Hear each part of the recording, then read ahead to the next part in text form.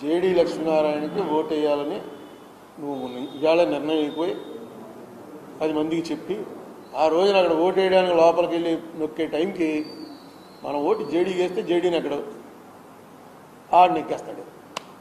ఆడిని ఓడించాలి ముందని ఈడికి కొట్టేస్తున్నాడు. అదే జరుగుతుంది.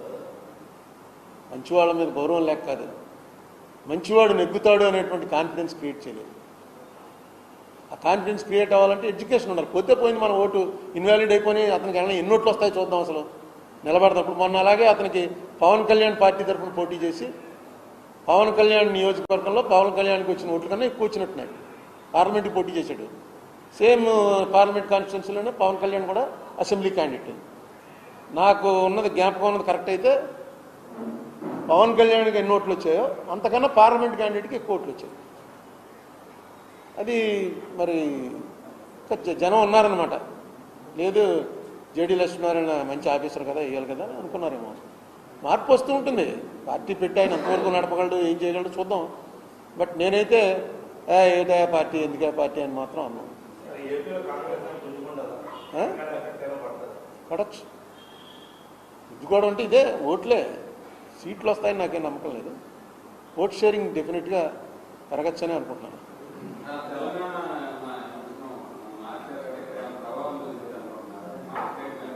తెలంగాణ అదే ఉంటుందండి డెఫినెట్గా. తెలంగాణ మనంతా ఒకటే కదా. అంటే అధికారంలోకి వచ్చేంత ఉండదు కానీ కాంగ్రెస్ డెఫినెట్గా బొత్తిగా 1%, 0.5%లోంచి 4%, 5%కి పెరగచ్చు. ఎవరితోనో ఎలియన్స్ వెళ్తే కొన్ని సీట్లు కూడా రావచ్చు. ఉన్నారు అందులో చాలా మంచి స్ట్రాంగ్ క్యాండిడేట్లు ఉన్నారు కానీ పార్టీకి ఓట్లేసే పరిస్థితి లేదు.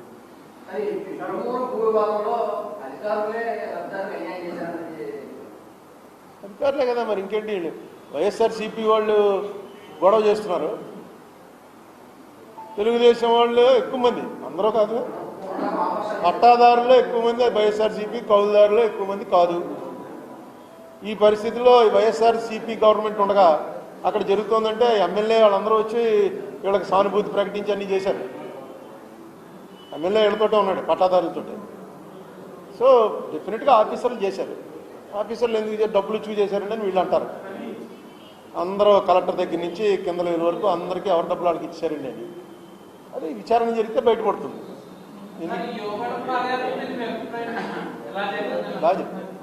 బాగా జరిగింది. మంగళం పాదయాత్ర ఏముంది, బాగానే జరిగింది.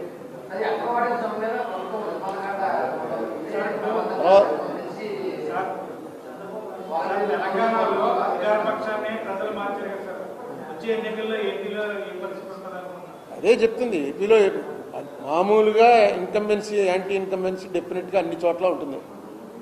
యాంటీ ఇన్కంబెన్సీ ఓటు ఎంత % వచ్చిందని చూసుకోవాలి. వీళ్ళిద్దరూ కలవటం అనేది కొంచెం వీళ్ళకి బలం. మన ఎవరో పవన్ కళ్యాణ్, చంద్రబాబు కలవటం. సో ఎలక్షన్ అనేటప్పటికి ఇప్పుడు ఇది ఇక్కడ ఈసారి జరుగుతున్న ప్రయోగం భారతదేశంలో ఎప్పుడు ఎక్కడా జరగాల. జగన్మోహన్ రెడ్డి చేసిన ప్రయోగం ఏంటంటే ఎక్కడ అప్పు దొరికితే అక్కడ అప్పు చేసి మనకు వచ్చిన డబ్బు మొత్తం అంతా కూడా బిలో పవర్టీ లేని వాళ్ళకి పంచిపెట్టేయడం అని ఒక కొత్త ఐడియా.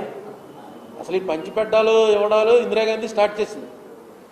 అందులో ఏమి ఇచ్చారు? ఓన్లీ భూములు ఇవ్వడం ఇవి చేశారు, డబ్బులు ఇవ్వడం చేయలే.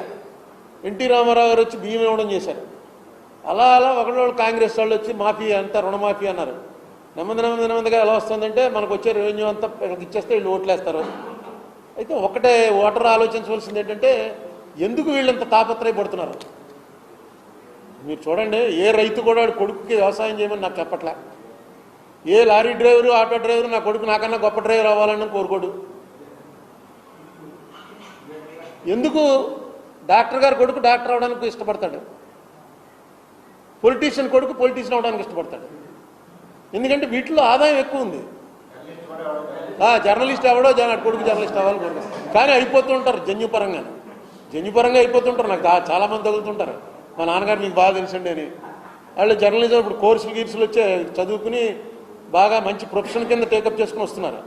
సినిమా యాక్టర్ కొడుకుని సినిమా యాక్టర్ చేస్తాడు. కారణం ఏంటంటే అందులో బాగా ఆదాయం ఉంది.